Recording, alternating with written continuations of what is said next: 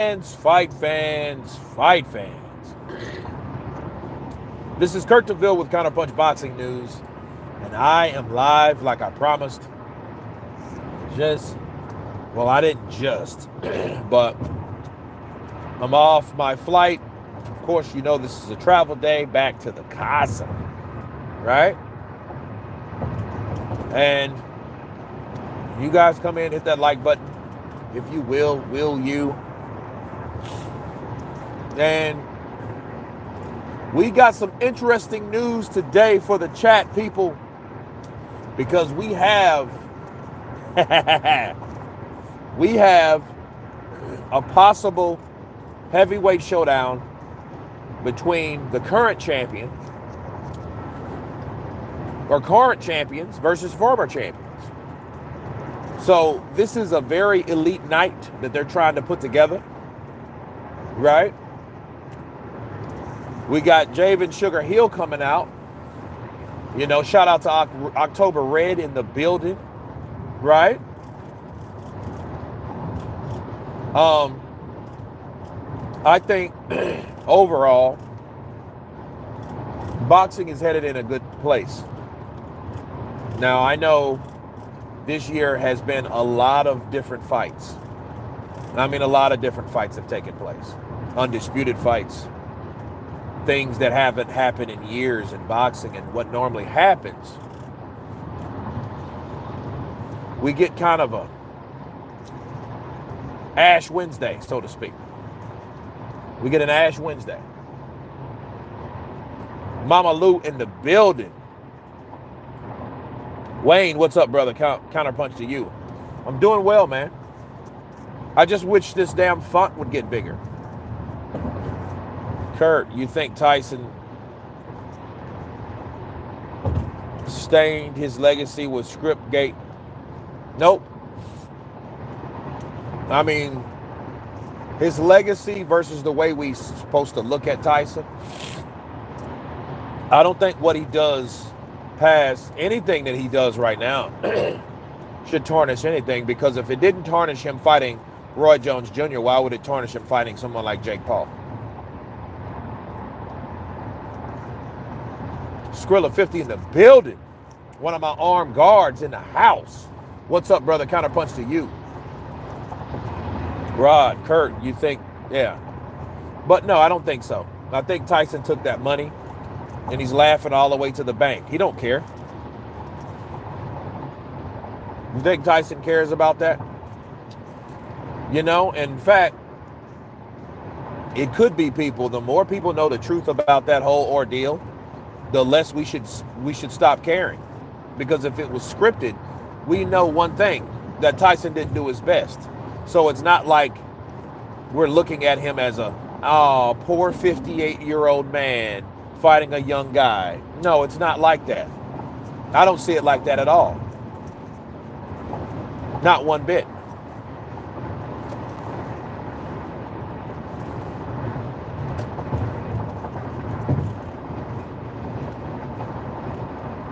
Yo, Kurt, what's up? Big fights on the 22nd. Michael Buffer in the building. Listen, I think those fights are going to happen, man. I think they're going to happen because they should happen. You know, Joseph Parker deserves that fight. Danny Dubois looking for another fight. Will it be more money, or will it be just as much money as AJ? No, because AJ's the money guy. You know, I look at AJ as like De La Hoya used to be. Okay, he's that guy you want to fight if you want to make money. Okay, that's him. He's just a golden boy. He's the cash cow, especially at the heavyweight division, right? I just wish it seems to me, guys, like when we're dealing with cash cows, we're dealing with a lot of politics. And since we're dealing with a lot of politics, that's why fights don't get made. Kurt, the real deal, respect from Canada. Counterpunch to you.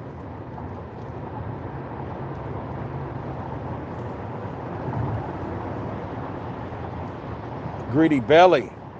I won't leave you alone, my friend. No, he won't. Usyk just saying that in a really nice way, which makes it so creepy. Hello, greedy belly. Hello, my friend. How are you? I will not leave you alone. My friend, I will never leave you alone. Yep.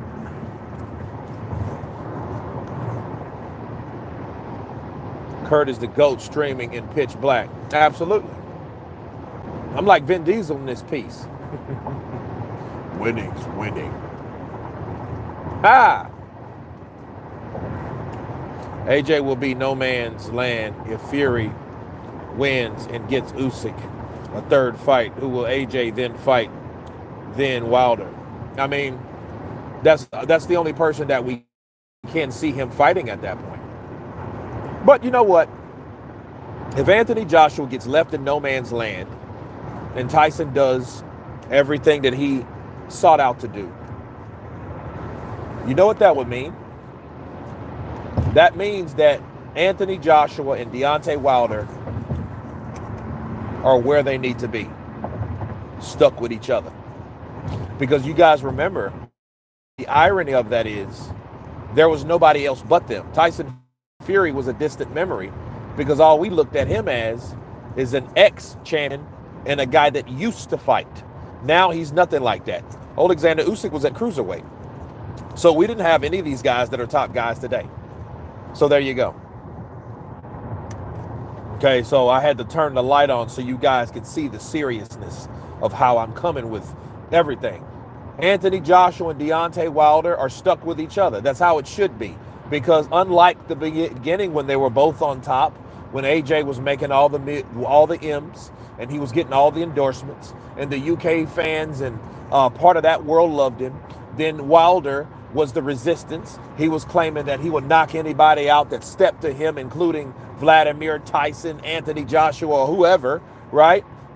None of those guys could get in the ring, and it looked like it didn't matter what type of money was thrown at any of those guys that the fight could happen. Now they're stuck with each other. Why? Because that's how it goes. Take what you can get when you're around.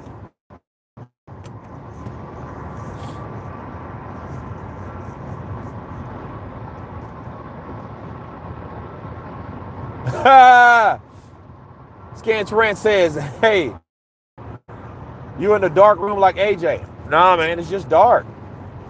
I can't help that. I can't help that, man. It's just dark. You in the dark room like AJ. Oh, man, that's cold. Nah, but see, dark room, you wouldn't be talking to nobody.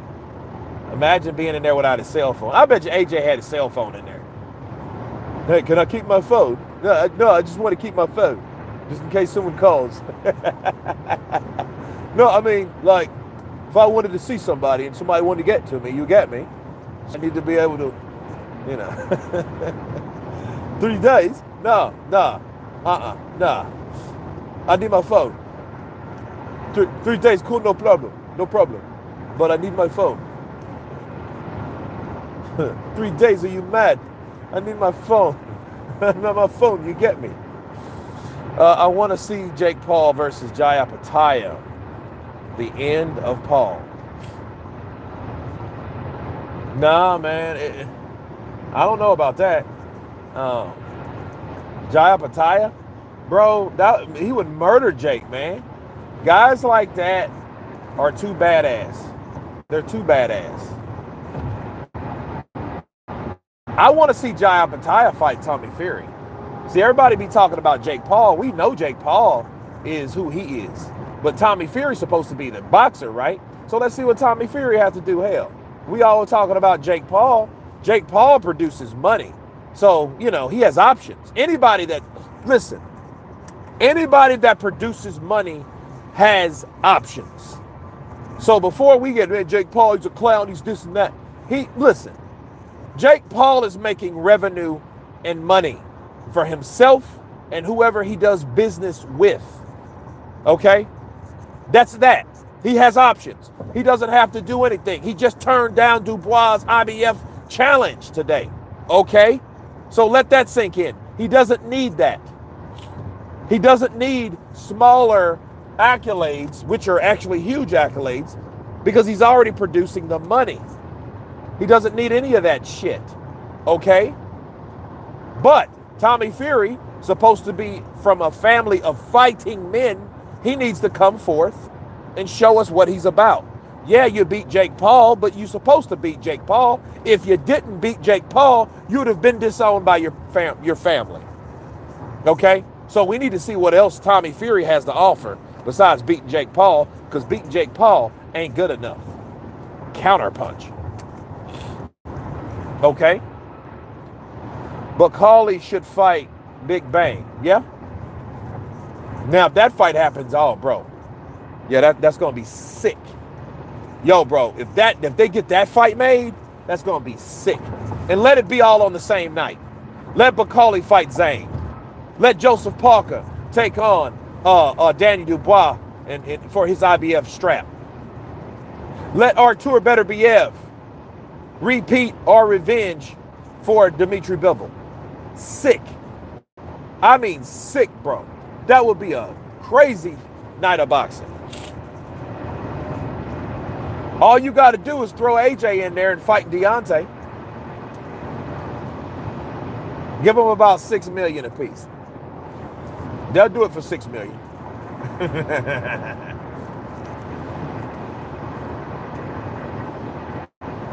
Quan's Big Guns in the building. What's up, brother? Counterpunch to you.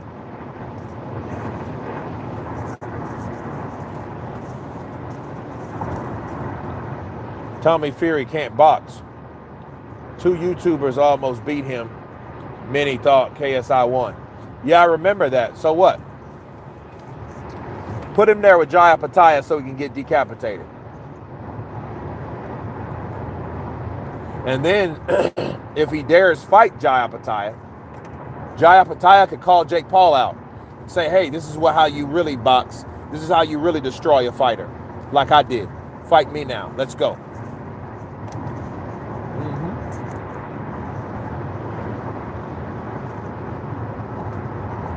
Deontay Wilder.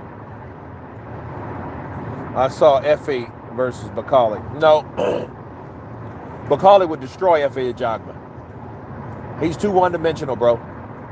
Bakali would destroy him. He would rip him apart. Bakali would destroy Effie Ajagba. He would destroy Effie Ajagba. Let me say it one more time. Martin Bakali would destroy Effie Ajagba. I think Triple D versus Ruiz would be a good fight. Would you see that one going, Kurt? Well, if Andy Ruiz don't break his damn hands, I see him countering Dubois with something big and hurt Dubois. Because one thing you can't take away from Andy Ruiz, he's explosive. You may not have the longest reach. He may not have the best stamina, but he is an explosive counterpuncher. His footwork that's not too good, but see, Danny Dubois may get caught with something by Ruiz. Then you know what he could do? Andy Ruiz could call himself the British assassin. I told you guys, I'm the British assassin. I'm back, baby. Praise God. Thank you, Lord. Thank you for giving me the victory. Yep.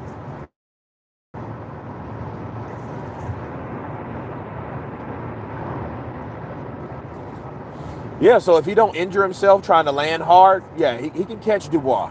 See, that's a different style of fight right there. Because you're fighting a guy that's never been, well, he's been dropped, but has never went out.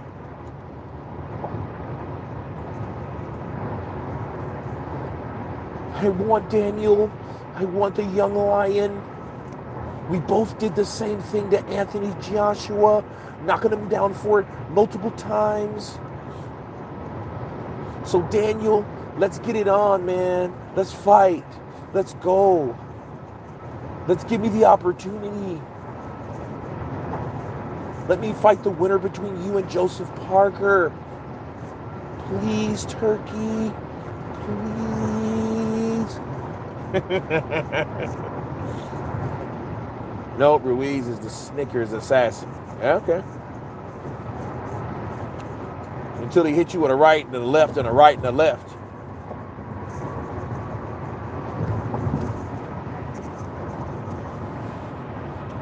Effie versus Macaulay has been ordered by the IBF, Kurt. Wait a minute. What happened to Zhang versus fucking Macaulay? What happened to Zhang versus Macaulay? What the hell?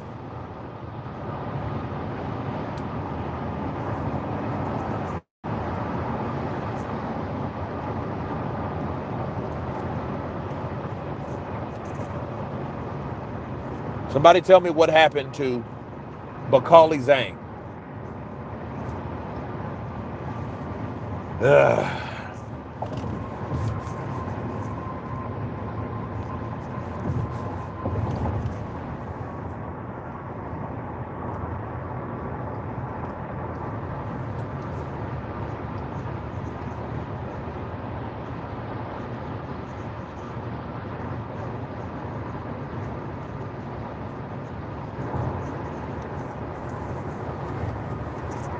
So Blue already confirmed it? It's your boy, Blue Blood Sports TV, back at y'all with another one. So look, we have some interesting news. The IBF 6'6", 79-inch arm length, young 27-year-old, newly knocked out, formerly crowned Daniel Dubois, defeating Anthony Joshua in round 5 by knocking him down 4 times, versus the former WBO champion, 6'4", 239 pounds, 78 arm reach, has been ordered and have made a fight, okay? And the fight has been made according to my sources, and the fight is a go, okay? Now, the problem is whether or not that it will be on with Artur Beterbiev, the newly crowned, undefeated, undisputed light heavyweight championship of the world with a 67-inch arm reach in his close win over Dmitry Bivol, Russia's own, former WBA light heavyweight champion. King Mike, what's up, champ? King Mike Hall in the building. Back to, like I said, the fight is a go.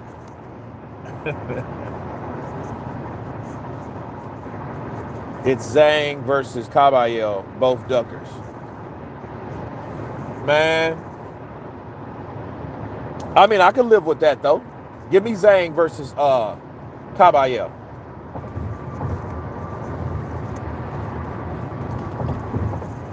Give me Zhang versus Caballero.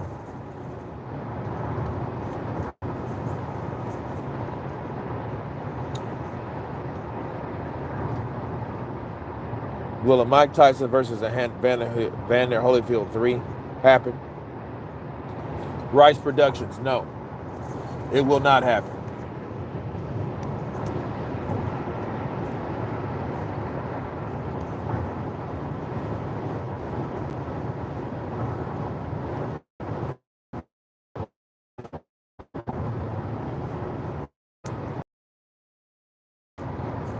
Caballero withdraw, and Zhang didn't want the fight, so Effie is the next fight for Macaulay.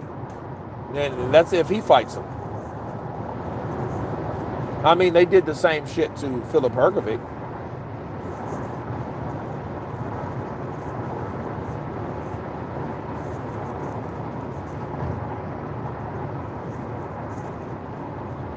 Oh, you watch the Garcia versus Top New presser. It was funny. No, I didn't watch it, man. I was in the friendly skies. What do you want from me?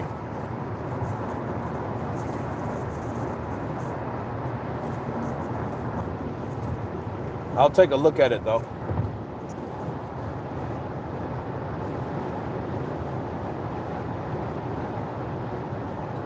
So Parker's fighting for the title again. Absolutely. Nick Guy. Absolutely.